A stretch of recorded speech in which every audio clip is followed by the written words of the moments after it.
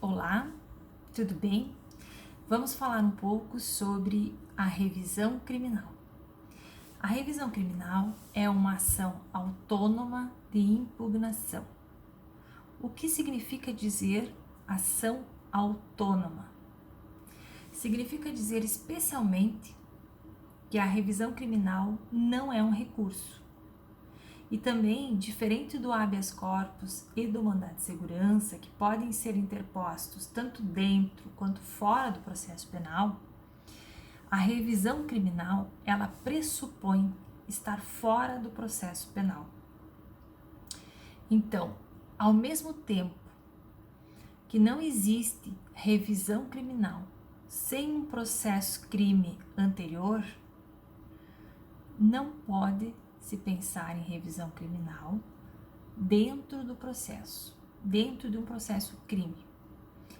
Pressupõe um processo criminal anterior, pressupõe que esse processo anterior tem uma decisão que transitou em julgado e principalmente que essa decisão tenha aplicado uma pena, tenha reconhecido a obrigação do réu de cumprir uma pena em razão do crime cometido. Então, a revisão criminal, ela ataca uma decisão de um processo crime, mas ela é uma ação autônoma, fora do processo crime, fora do processo onde contém a decisão que ela está revisando. Isso está onde no nosso Código de Processo Penal? Isso nós encontramos no artigo 621 do Código de Processo Penal, que diz o seguinte: a revisão dos processos findos será admitida. Então, a revisão dos processos findos, aqueles processos que estão acabados, transitados em julgados. A revisão criminal é contra uma decisão que aplicou uma sanção penal. Então, significa dizer que a revisão criminal é contra uma decisão condenatória ou ainda uma decisão absolutória imprópria. Lembram da absolutória imprópria? Aquela que aplica uma medida de segurança? Então, é isso. Contra uma decisão condenatória ou contra uma decisão absolutória imprópria, aquela que aplica uma medida de segurança. Ela nunca será ajuizada em primeiro grau. Vejam só, a revisão criminal nunca será ajuizada em primeiro grau. A competência será sempre originária dos tribunais. Por quê, gente? Porque a revisão criminal, ela será requerida a qualquer tempo antes da extinção da pena. Isso está onde? Está no artigo 622 do Código de Processo Penal. Se eu preciso de uma decisão transitada em julgado, eu não posso querer que o mesmo órgão que emitiu essa decisão que transitou em julgado revise essa decisão. Então, eu posso revisar uma decisão que transitou em julgado em primeiro grau, que não teve recurso. Posso. Quem vai revisar essa decisão? O segundo grau. Qual segundo grau? Qual tribunal? O mesmo tribunal que seria competente para revisar, então, em sede de recurso, né, de apelação, aquela decisão. Esse mesmo tribunal vai analisar e julgar a minha revisão criminal, certo? Na revisão criminal, nós também não temos parte contrária. Por que nós não temos parte contrária? Porque ela é direcionada contra quem? Contra o Estado, contra o juiz, contra o tribunal, contra a decisão. Porque ela busca apontar na revisão criminal que houve um erro do judiciário e que esse autor da revisão, esse revisionando, esse requerente, quer mostrar com o erro do judiciário que ele foi vítima de um erro do Estado, de um erro do judiciário. Então, por isso, não há parte contrária.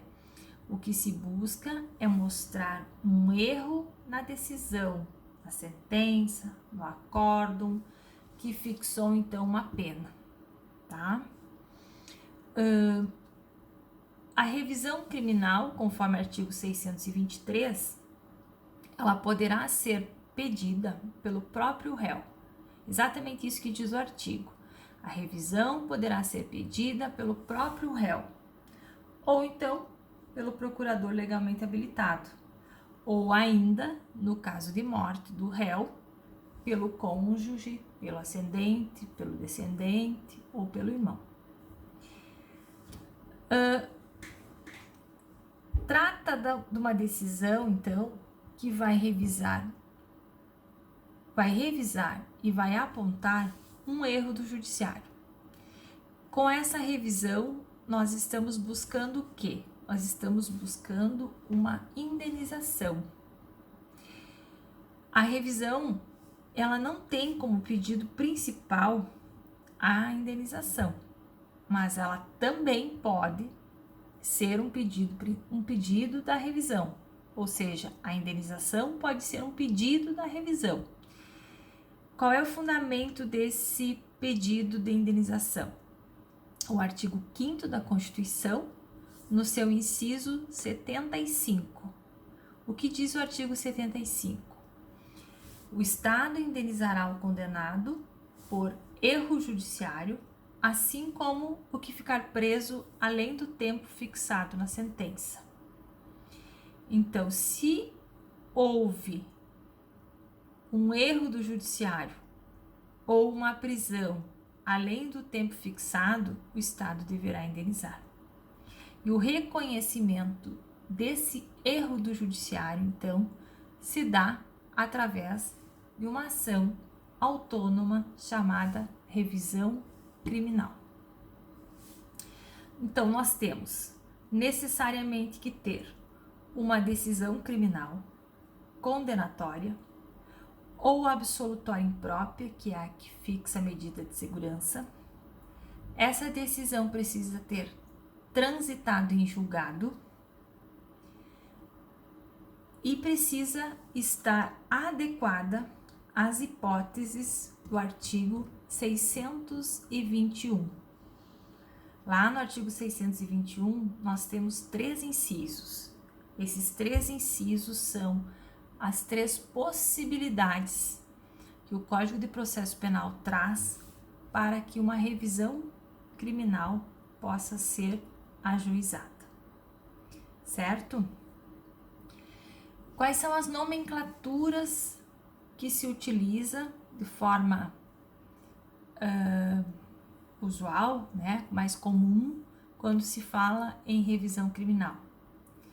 Quando nós falamos em revisão criminal, como eu disse lá no início, que não é um habeas corpus, não é um mandado de segurança, então nós não devemos dizer que estamos impetrando ou que estamos interpondo, porque a revisão criminal também não é um recurso. Nós devemos dizer que estamos propondo, que estamos ajuizando, certo?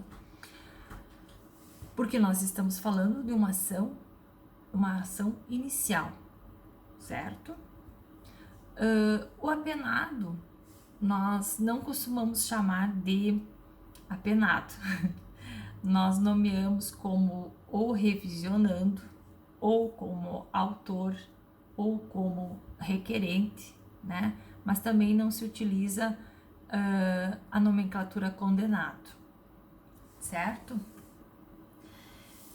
E qual é a estrutura dessa revisão criminal? A peça de revisão criminal tem qual estrutura?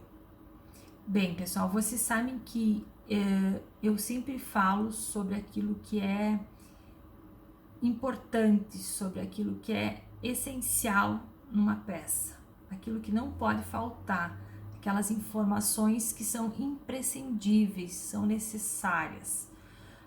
Da mesma forma na revisão criminal. A revisão criminal é uma peça, de certa forma, muito simples. Ela tem 3 pontos que são principais. Quais são esses pontos?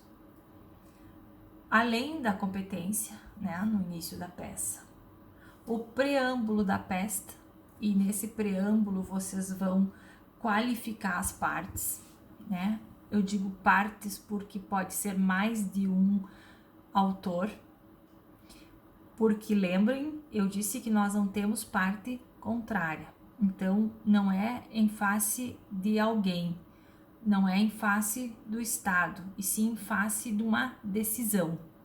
Então, qualificar as partes no preâmbulo, como eu disse que a revisional ela é uma inicial, é uma ação nova, nós temos que qualificar, assim como nós qualificamos uma inicial no processo civil. Nome, RG, CPF, estado civil, profissão, residência, endereço eletrônico, procurador, endereço do procurador, tá? Todo aquele preâmbulo de uma inicial também deve ser feita na revisão criminal. A partir disso, após então a competência, após o preâmbulo dessa inicial, nós vamos contar os fatos. Contar os fatos é como dizer o que aconteceu no processo crime. Pelo que o autor foi denunciado, quais as provas que foram produzidas e qual a sentença ou acórdão, a decisão que condenou esse autor. O autor agora no processo de revisão criminal, né? Na ação de revisão criminal. Segundo, demonstrar o direito. Como que eu demonstro o direito? Na revisão criminal, o direito está no artigo, especialmente no artigo 621, inciso 1, 2 ou 3. Então, a partir desses incisos, eu vou demonstrar em qual deles está adequada a minha revisão criminal, os fatos, o direito, os pedidos que eu vou realizar na revisão criminal devem estar adaptados e de acordo com um desses 3 incisos. Somente nessas 3 hipóteses é possível a revisão criminal. E ao final, os pedidos. Quais são os pedidos? Pode ser um pedido de anulação da decisão, pode ser um pedido de revisão, pode ser um pedido de absolvição, certo? Eu vou deixar para vocês na estrutura alguns exemplos disso para que vocês entendam melhor, mas a estrutura da revisão principal é saber que nós temos 3 pontos que devem ser desenvolvidos: os fatos, o direito e os pedidos, tá? Bem, pessoal, para falar da revisão criminal para vocês, é basicamente isso. A revisão criminal, como eu disse para vocês, ela sempre será originária dos tribunais, e a competência de qual tribunal será sempre aquele tribunal que seria o competente para julgamento de um recurso contra a decisão de primeiro grau. Então, vocês vão encaminhar, né, vão direcionar essa ação, essa revisão criminal para o tribunal competente, então, ao presidente do tribunal tal, certo? Após qualificar, então, o réu no preâmbulo, o autor da ação de revisão, vocês vão trabalhar os fatos, o direito e os pedidos. Mas eu tenho um material complementar escrito, que eu vou postar no portal também, para que possam fazer a leitura e acompanhar, então, o desenvolvimento da peça, certo?